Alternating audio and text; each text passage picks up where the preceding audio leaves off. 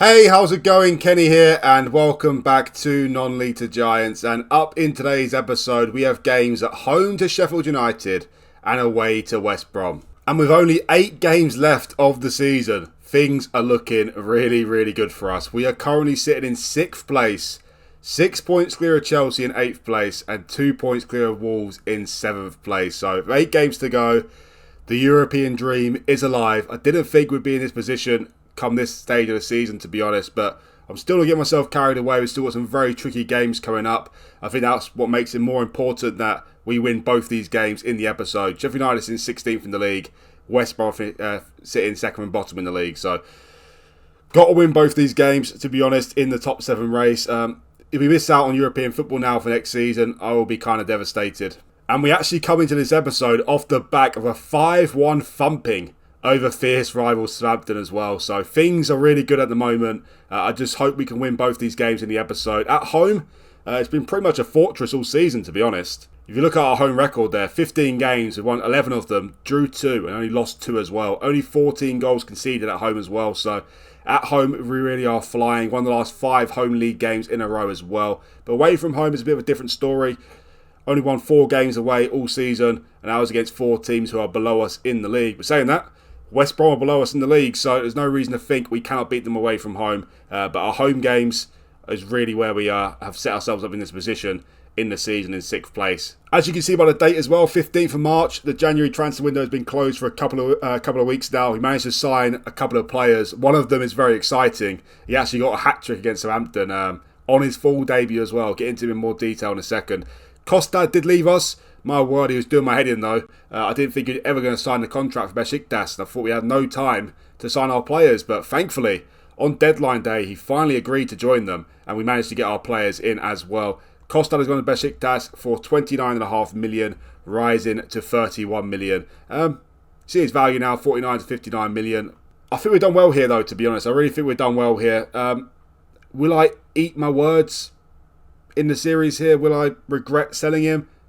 Maybe, but I don't think I'd really regret selling him because at the moment he's not much use to our team. You know, who knows what he could do in the future, but I haven't got as much high hopes for him as what I did when I signed him, but I still think he'll turn out to be a very good centre-back. Whether he'll turn out to be a world-class centre-back, though, is a different question. And we may have sold him, apparently the best wonder kid in the world, according to Next Generation. We only signed him for 2 million, though. We only signed him for 2 million. It was a great signing. And we sold him for a £27.5 million profit. So whatever happens, we can't really complain too much what we've done there. We've made a £27.5 million profit on him. We've also got good centre-backs in the position as well. So I don't regret the signing now, but the sale now, but maybe in the future, who knows. So Kostad was the only first-team player I sold. The other one who's been sold is Tarek Elliott. He's a youngster. He's gone to Crystal Palace for 400k. So I managed to bring in 2 players on deadline day. A centre-back to replace Kostad.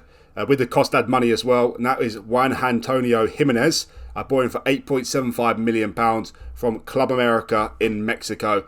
He's a decent player. I wouldn't say he's a great ball-playing defender though, but he certainly can do that role. Training up his passing now as well, so hopefully he improves a little bit. He's purely coming as a squad player, as reflected there. 22k a week, 8.75 million. 4th choice centre-back, can't go wrong really.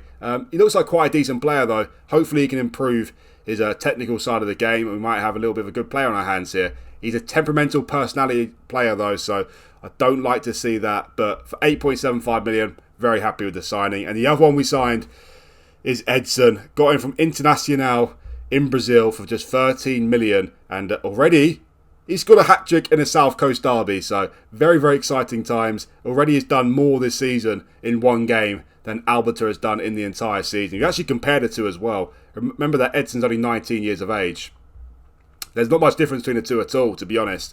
Alberta's got slightly better speed, vision and aerial. Everything else is equal playing field, and Edson's even slightly better physically as well. So you can imagine in a year's time or 2 years' time, Edson, if he improves nicely, he's going to be one hell of a striker for us. So yeah, very excited to get him in. He only wanted to be a fringe player as well, only on 14k a week. So all in all, it's looking really good at the minute. As you can see, against Southampton, he actually got a 65-minute hat-trick. He came off in the 65th minute, and he got an assist as well for 9.7. So not bad on his full South Coast debut He did have his debut before that against Brighton away. He actually led the line quite well in that game. Didn't do anything in the game, but he got 6.9, so already looked promising. Against Southampton, he bagged in a hat-trick, so that was very nice. So that is the two signings. Managed to sign them with the Kostad money, so it's definitely the case that we sold Kostad and we've strengthened the team because we brought in Jimenez to directly replace Kostad, who you'd say is probably better than him overall as it stands. He definitely is better than him overall as it stands, so that's great. And also, obviously, strengthened the attacking areas as well, so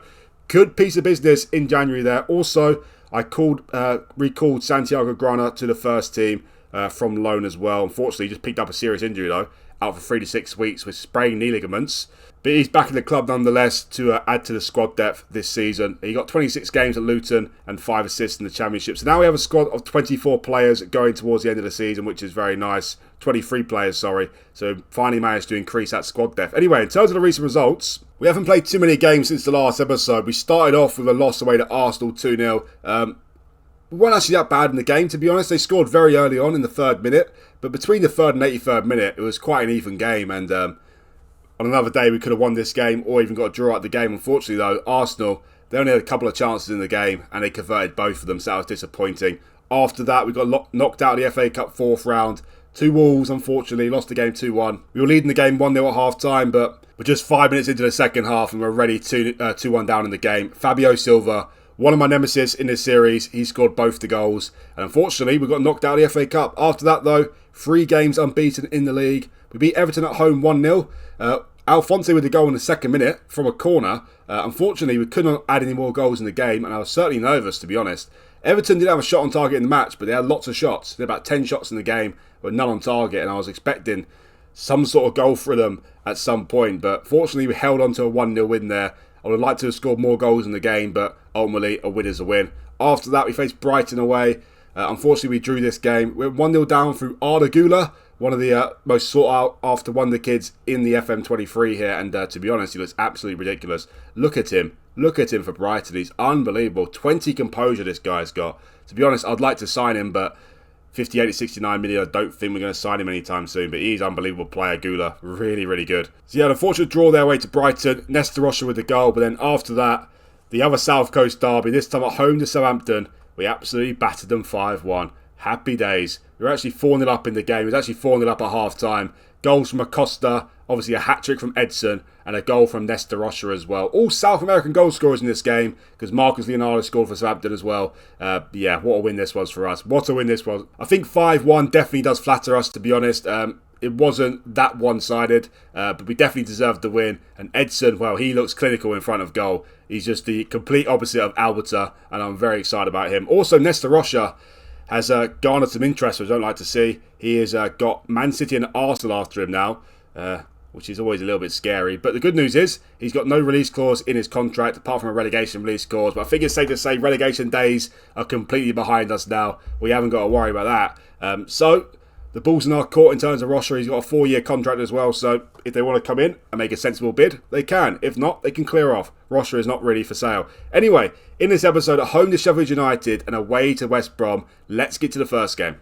And in terms of the team sheet for the first game, we've got Vicario in goal, Booth right back, and Aquia left back, Alphonse and Verfali centre backs, and we've got Asugo, Moreno, and Acosta in midfield, Gonzalez on the right, Rocha on the left, and Edson up front. So unfortunately, Guevara, he's been injured effectively now for 4.5 months because he came back again and he sprained his knee ligaments. He sprained his knee ligaments, shall I say, not knee ligaments, 3 times in a row, all in training as well. And that's been quite a problem, to be honest. As you can see here, out for 6 weeks, out for 6 weeks, out for 5 weeks. It's literally the same story as well. If you actually look at his form here. Injured, then he came back to light training, unused substitute, injured again.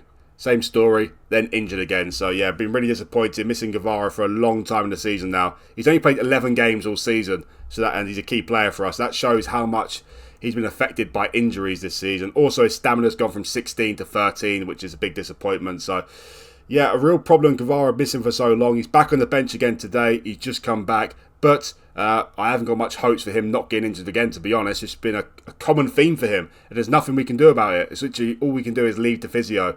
No specialist can get involved in this injury, apparently. So Yeah, we just have to hope for the best that he doesn't get it again, because he's slowly starting to get ruined with these injuries, which is a real problem. Also, Grana has sprained knee ligaments as well. He's out for 3 to 6 weeks. Lucas Mertens has picked up like 3 or 4 slight injuries in a row. He's out for another 2 days. Alberta is injured as well. He's out for 2 to 7 days of blisters. And Pellegri's been out for a few weeks. He's back in 7 days to 2 weeks. He has also sprained his knee ligaments. So I don't know what on earth is going on with the knee ligaments at the club at the moment, but everyone seems to be spraining them. Other news about the team sheet, well, Andy Booth has been absolutely sensational this season. He's got 13 assists in the league this season from right back. He has been sensational, and what a signing he turned out to be at the moment. Last season, he looked like he had potential, that is for sure, but nothing compared to what he's done this season. 30 games in the league, 2 goals, and 13 assists with a 7.24 average rating. He has been unbelievable, and Gonzalez is not even getting a look in his position, to be honest. Andy Booth is just absolutely flying. Obviously, Acosta's been brilliant the entire season as well. Him and Andy Booth are by far our best players of the season, to be honest. Edson obviously got a hat-trick in that last game. Rocha slowly starting to improve in recent times, but all in all, the team's playing really well. The first game, we have to win this one. Sheffield United at home. Let's go.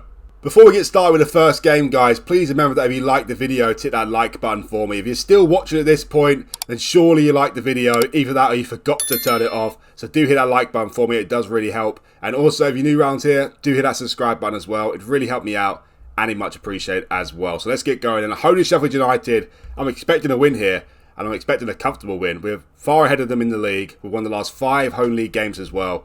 Surely everything points to a home win here, right? Surely it does. And we're underway. Well, 15 minutes into this game and nothing has happened at all. Not a single shot for us as of yet. And Sheffield United are having the better of it in the game. My word, what on earth's going on here? Wow, what a snooze fest this is. 30 minutes in, we finally get our first highlight in the game. It's been absolutely terrible so far. We have not created anything at all. Until now. Hopefully. Here's Edson, the hat-trick hero. Already he's a Portsmouth legend. He's been here 1 month. Here's Asugo with the ball. Gives it away. But we're still in their half. Here's Moreno. Now Asugo. Shoot Asugo. He does shoot. What a lovely shot. A lovely curly. This happened in the last episode, I believe, against Norwich. 30 minutes, it was completely dead. We were terrible. We scored the first goal around the 30-minute mark, and we ended up winning that game 5-0. Is this going to be deja vu here? Lovely goal from Asugo. Is that his first goal for the club? Not sure, but I haven't seen him score a goal like that before, I don't think. So that is nice. Well, now the game's starting to liven up. Back on the highlight again. Here's Chechu for Sheffield United. He's going to say Vicario should gather that very easily. Fafali starts today as well. He's been out injured for a few weeks. He's back in the first team now. Van Hecker hasn't been really impressing in recent times. So let's see what Fafali can do in today's game. Here's Booth, who always impresses, to Gonzalez. Back to Fafali. Now here's Gonzalez again. Nice, nice. To Booth. Got chances here. Booth to Gonzalez. Moreno, shoot Moreno. Get in. Get in there. 2 goals from our centre midfielders, and we're 2-0 up in the game. And now I really am starting to get deja vu. If you watched the last episode, you will know what I mean. The first 30 minutes against Norwich was absolutely terrible. Suddenly we scored 2 back-to-back goals, and we ended up winning the game 5-0. So, happy days, happy days. This is good for our top 7 race, this is really good. To be honest though, I'm expecting nothing less than a win in this game. It's more important the West Brom game away. Can we beat West Brom away from home? And obviously this game is not over yet, so I shouldn't celebrate like it is. And a queer, my word. Everyone's trying to get on the act here. Man on the highlight, here's Booth. Pass back to Fafali. Now here's Asugo to Moreno. Gonzalez, Acosta. It's 3-0. Is he offside though? It's definitely going to be a VAR check, but I'm unsure, to be honest. He might be onside. The referee's checking it. Disallowed. Thought he was onside there, to be honest. Apparently not. Let's have a look at this then. It's extremely tight, isn't it? It's probably a knee offside or something. But anyway, 2-0 at half time. It will do. It will do nicely. We slowly started to become good towards the end of the first half there. Alright, second half underway. Apart from the early stages, we really are cruising in the game now. I would like a third goal though, to be honest, to really kill off Sheffield United here. Well, Edson was good in the last game. Not so good in this game though. So you know what? Oh no, Alberta's not even on the bench, is he? He's injured. You know, let's give Panic a go. Give Panic a go. Acosta's been poor as well, and he's got a yellow card, so I'll bring on Doué for him as well. Alright, 28 minutes to go. It's not been the most lively of games, but as long as we get the win, that's all I care about. We're back on the highlight though, and Sheffield United up our end of the pitch. The Fally wins the header. They've still got the ball. Here's Oliver. Oh no. What a pathetic effort that is. What a pathetic effort that is. Absolutely terrible. Well, 20 minutes to go. We're back on the highlight again. Here's Chechi with the ball. Yeah, Alphonse should deal with that easily. Now it's Andaquia to Moreno. The two Millenarius lads combining there. They combined a lot this season, to be fair. And Panic, has he scored this season? I'm not sure if he has, to be honest. He didn't score there either. And Doué almost scored as well. Oh, stay on the highlight again. Is Andaquia a throw-in? A pretty terrible throw-in at that, to be honest. My long throws have been pretty abysmal this season, to be honest with you. I expect a lot better. Do I need to scrap them completely? I don't know. They used to work. Oh dear, here's Richarlison. Playing for Sheffield United these days. And that's 2-1. I don't think that's offside, to be honest. And now all of a sudden it's a nervy end to the game. Because we couldn't get a third goal, and now it's 2-1 in the game. And they're only one goal behind us. Yeah, not great. Not great at all. 15 minutes to go. Can we get a third goal here and wrap up the win? Or will we concede a late goal here? I really hope not. I really do hope not. Gonzalez is looking very slow there, isn't he? Oh, don't tell me you're going to score a second goal. Surely not. Surely not. Surely not. Surely not. How pathetic is this? Wow, so we've blown a 2-goal lead at home to Sheffield United. Amazing. Really, really amazing. Okay, what can we do here? Because this is not acceptable by any stretch of the imagination, this. This is not acceptable at all. Well, we're going for it now. We've got an attack in. We may lose the game. Oh my word. You've got to create something here. Got to. Do not blow this. Look at him. Oh, please, Panic. There's an overhit pass, though. It's a penalty. It's got to be a penalty. Gonzalez with an overhit pass there, though. It looks like a penalty to me. Oh, please. Please be a penalty and please score the penalty. It is a penalty. But still, we need to score it now. It's Nesta Rocha, I think. Panic's won the penalty. Will Rocha convert it? He does. Get in. Get in. This could be absolutely massive come end of the season, this. This could be absolutely massive. Alright, no reason to go attacking anymore. 3 minutes to go. Can we hold on to a win here? Not the greatest of wins of the season, that is for sure. But if we win this game, this could be very important come end of the season. Really, really important. 4 minutes to go. I think it's time to go defensive now. Alright, I've gone defensive. No more highlights and we have won this game. Please, no more highlights. Oh my word. It's a corner for us though. Rocha with the corner. He's time wasting. So that's what we like to see, Rocha. Good job. Good job. Panic is there. He heads it over the bar. Is that the last action of the game though? Hopefully it is. It is. Get in. Oh my word. I was devastated then. 2-0 up at home to Sheffield United. To blow a 2-0 lead. Then draw 2-2 would be absolutely devastating. But thankfully, Panic won us a penalty late on. And Rocha converted it. We won the game 3-2. A massive bullet dodge there. Because if we drew or lost this game, it's going to be very costly in the top 7 race. Because we've got much trickier games coming up than this one. Up next though is West Brom away from home. Can we finish off the episode with 6 points? We'll find out in a sec. Well, not the cleanest of ways to start off the episode, that is for sure. But at the end of the day, a win is a win. We managed to get the win in the end. And these are the sort of games that when you look back on, could have got you over the line. Also, the good news is, in that game week, Wolves also lost 3-1 at home to Newcastle. So now we're 5 points clear of them. And also 9 points clear of Chelsea in 8th place. With only 7 games to go. we've got to do it. Surely we have to do it. The good news about being 5 points clear of Wolves now as well is, of course, depending on the winner of the FA Cup, the Europa League place. So finishing 6th in the league could be very crucial because we might finish 7th in the league and completely miss out on European football. I know Newcastle have won the Carabao Cup, so there's nothing to worry about there. But the FA Cup is in the quarter-final stage, so if we finish 7th as well, we don't qualify for the Europa Conference League, I'll be devastated. So hopefully we can secure a top 6 finish.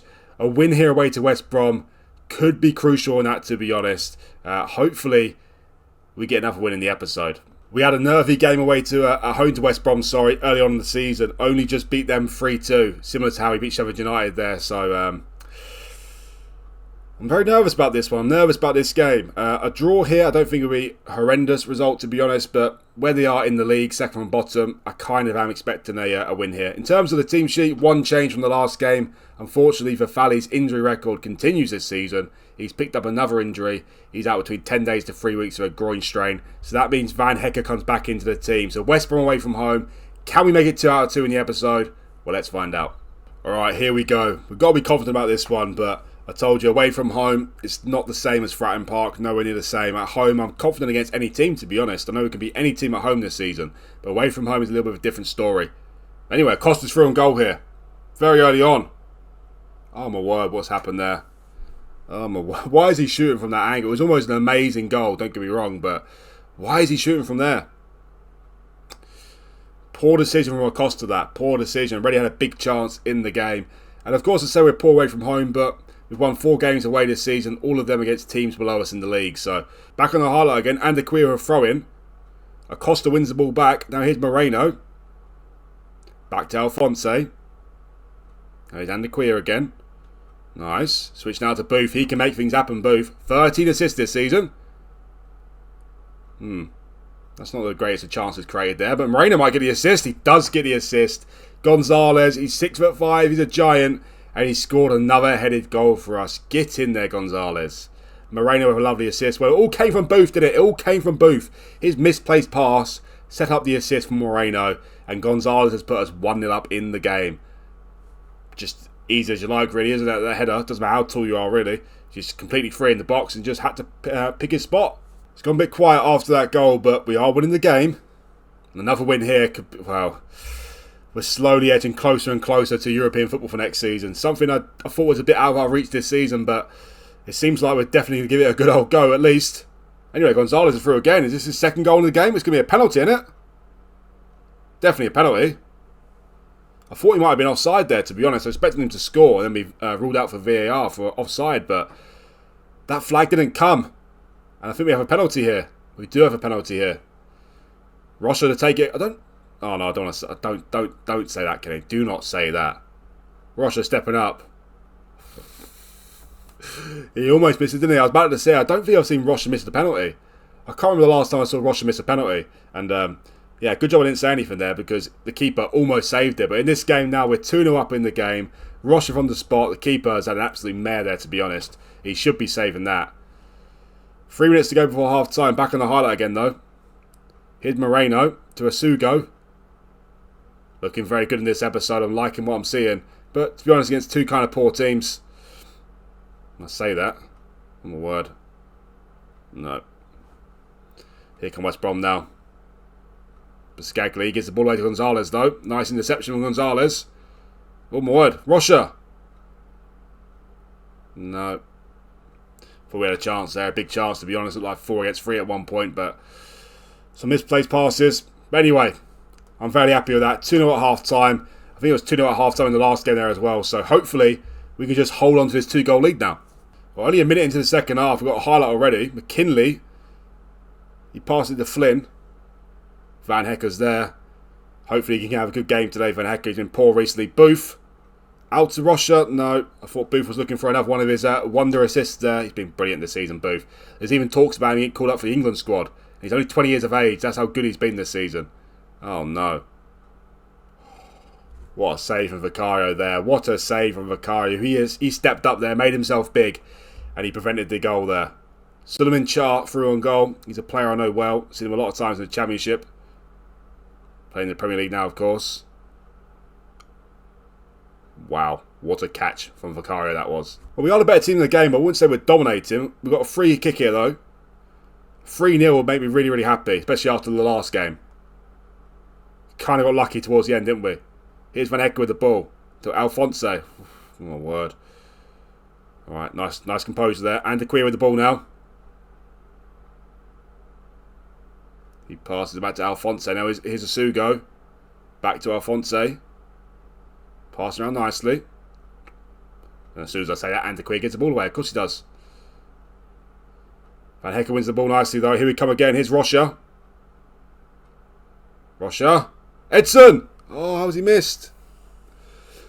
Well, we haven't seen much from Edson, to be honest. Only in the South Coast Derby, only got a 9.7. A hat-trick and an assist as well. He's taking the corner now. Crosses it in. And the keeper gathers it easily. Well, 30 minutes to go in the game. Edson's been quite poor again, to be honest. You know what? Alberto can come on for him. And you know what? Gonzalez is knackered. Let's take him off. Let's bring on Lucas Mertens for him. And we'll put Russia on the right-hand side. 30 minutes to go. Let's not concede a goal here. And we have no reason to panic, do we? Well, he's hacking down Asuga there. Shane Flynn, I think it is. A player I was interested in signing at one point. Oh, lovely. Another injury. Moreno is having a good game. He's got off with a potential thigh injury. Let's hope that's not too serious. We'll take him off. Guevara. Let's bring on Guevara. Come on. Let's bring on Guevara. Let's put Asuga as a box-to-box there. Guevara, just do not sprain your knee ligaments again. Just fix your knee ligaments. And one more change as well. Who am I going to take off? You know, I'm taking off Costa and bringing on Doué as well. 20 minutes to go. Still 2-0. Of course, it was 2-0 at this stage against Sheffield United as well. So, let's not get carried away here. West Brom haven't been too bad in the game. We have been the better team, though. 8 minutes to go on the highlight. Here's Demchenko. Van Hecke puts a foot in there. Come on, score from this highlight now. Make it 3-0. Put me at ease here. Right, we keep the ball nicely. Here's Andaquia. All the time in the world, Andaquia. All the time in the world. Oh, Doué's through on goal. Got to score Doué. Oh, no. Back to him. Still got it. Probably another poor decision there from Doué, to be honest. Well, 5 minutes of added time. It's still 2-0, but after what I saw in the last game, I'm not taking any risks here. I'm going to go defensive now. All right, I've gone defensive. 5 minutes to go. I think we've won the game. We have won the game and a clean sheet as well. What a lovely episode for us. It looked like it was all to go completely wrong, didn't it? 2-0 up against Sheffield United. 2-2, but we got a late penalty there. Won that game 3-2. And although we weren't at our best in this game either, we beat West Brom 2-0. And the defence did really well in this game. And a back-to-back wins for us in the episode. How lovely is that? I think a top 7 finish might be coming. It might be coming. Chelsea won as well. They won 2-0 away to Sheffield United. So we remain 9 points clear of them in 8th place. We're 8 points clear of Wolves now. They have a game in hand, though, of course. But look at our goal difference now. Plus 20 goal difference. What a goal difference that is. Well, Moreno pulled up his hamstring in that game. Fortunately, it's not that serious. He's out for 2 weeks. So, well, he probably missed just the next game, to be honest, at home to Liverpool. Who are Wolves playing then? I think it's safe to say we're guaranteed a top 8 place. Tottenham below can't catch us now. Not realistically anyway. So, haven't got to worry about them. But Wolves and Chelsea, they're the two teams who might ruin our season, to be honest. Who are Wolves playing? Well, they ain't playing for some reason. Wolves are never playing. When do Wolves play? Do they ever play? They're playing Everton away in like 3 weeks' time. They just don't play football, Wolves, apparently. Anyway, we're 8 points clear of Wolves in 7th place. We're also only 1 point behind Man United, by the way, in 5th place. A shame we're not a bit closer to the top 4, and we could dream about that a little bit, but that's an unrealistic target for us. 6 points behind Newcastle, and they have a game in hand, but you know, if you'd have told me at the start of the season we could record a top 7 finish, I'd be very, very happy with that. So things are going really well. It's been a great season so far, but it's not over yet. And as I said, we've got some tricky games coming up. Only 6 games left to go of the season. We've got to face Liverpool, Man United, Tottenham, and Newcastle still in the season, though. So, well, hopefully we can beat West Ham away and QPR at home. And if we win I think we win 3 of our last 6 games. That pretty much guarantees top 7, right? Yeah, Chelsea are 9 points behind us, so even if they win all 6 of their games, if we win 3 out of the final 6 due to our goal difference, we should finish in the top 7. So Liverpool at home next, that's definitely a winnable game. They're fitting 3rd in the league, and they're only 9 points ahead of us. with a game in hand. So there's no reason to think we cannot win that game. We beat them last season at home 2-0, so there's no reason to think we can't win that. I think Man United away and Newcastle away, they're going to be tricky to get any points from. But Tottenham at home as well. If we could win all of our home games, then we finish in the top 7. We finish in the top 7, so let's hope we can do that. We're on a 5-match unbeaten streak now. 4 wins and 1 draw. The next game is a big test at home to Liverpool. In terms of the next episode though, guys, obviously if we can record a top 7 finish beforehand, I'll call you back beforehand. But I think I'm going to bring you back for the games, the final 3 games of the season. At home to Tottenham, away to Newcastle, and at home to QPR. So make sure you join me for that one, guys. Hopefully, it'll be a European football party. Hopefully something doesn't go terribly wrong in that point. But, you know, if we lose at home to Liverpool, could set off a chain reaction. Next thing you know, we lost all of our games in April. Chelsea are on the same points as us. Wolves are above us now, and we go to St James's Park needing a win. So let's hope that does not happen. A win against Liverpool could be absolutely massive in the season, to be honest. That's a big game for us, Liverpool home game. So yeah, that is the end of the video, guys. Please remember that if you do like the video, hit that like button for me. It really does help the video success out a lot. And also, if you're new around here, do hit that subscribe button as well. It's really helped me out, and much appreciated. Thanks again for watching, and I'll see you for the next one.